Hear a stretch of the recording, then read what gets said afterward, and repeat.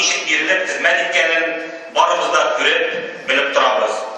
Шушы зур эшләре белән Казаныбызны, Татарстаныбызны дөнья күләмендә чыгарган өчен, милләтебезне берләштерүгә күп көч куйган өчен Татарстан президенты Рөстәм Миңнехановка бүген Татар конгрессының иң олы бүләге мәдәният милләт каһарманы медале тапшырыла. Барыбыз исемнән сезгә рәхмәт әйтеп, тагын да яңа бүләкләрне яуларга көч вә сәнгать саулык телибез. Ролны нык тотып алга